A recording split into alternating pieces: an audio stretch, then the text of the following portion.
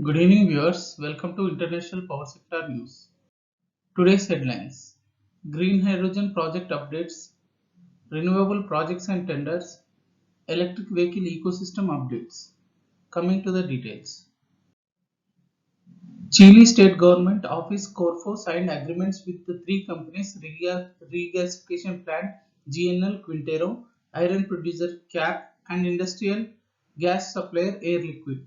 The three projects are part of six selected by Corfo last December, which, when completed, are expected to have a total electrolysis capacity of 388 megawatt. Corfo expects $1 billion investments and production of 45,000 tons of hydrogen a year. GNL Quintero will receive $5.7 million to construct a 10 megawatt electrolyzer to produce an estimated 500 tons of green hydrogen a year. CAP will receive $3.6 million to build a 12 megawatt electrolyzer, and Air Liquide will receive $11.7 million to use captured carbon dioxide, renewable energy, and green hydrogen to produce 60,000 tons of green methanol a year. Corfo expects the projects to launch in December 2025.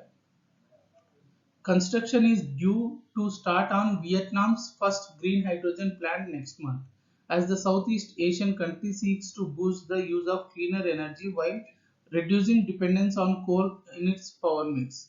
TGS Green Hydrogen will build the plant in the southern province of Bến Tre, with trial operations due to start from the first quarter of next year. The plant will initially produce 24,000 tons of green hydrogen, 150,000 tons of ammonia, and 195,000 tons of oxygen a year. Adding that capacity would be more than doubled in later stages. Danish engineering group Topsy plans to build Europe's biggest plant making electrolyzer machines that produce the green hydrogen considered a cornerstone of the shift to cleaner energy. The Danish plant will start running in 2024 and comes with a 2 billion Danish crowns price tag. Topsy's plant will have an initial annual capacity of 500 megawatt, which is expected to quickly double, adding there was a further option to expand to 5 gigawatt.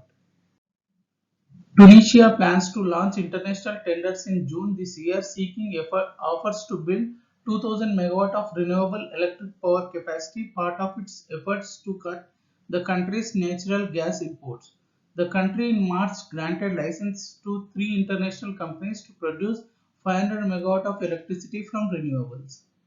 Sweden government had given state-owned utility Vattenfall a renewed and expanded license to build wind park of the southern coast of Sweden, which will produce enough power for 5 lakh homes each year.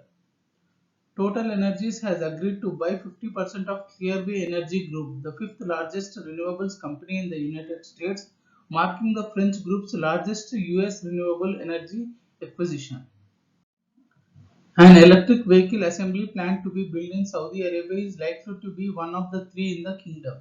United States-based EV maker Lucid Motors, which is more than 60% owned by Saudi Arabia's sovereign wealth fund, plans to build its first overseas production factory in Saudi Arabia later this year. The plant is expected eventually to produce up to 150,000 vehicles a year. US state of Georgia announced that South Korean automaker Hyundai will be setting an electric vehicle and battery plant. It will be a $5.5 billion manufacturing plant located near Savannah. Additional news today: Siemens Gamesa has won a 66 megawatt Kostolac Wind energy project in Serbia. The Australian state of New South Wales announced its first trial of hydrogen-powered electric bus will begin later this year in a transition to zero-emission technology. African Development Bank signs agreement to develop 1500 megawatt Mphanda Nkuwa hydropower project in Mozambique. Thank you and good day.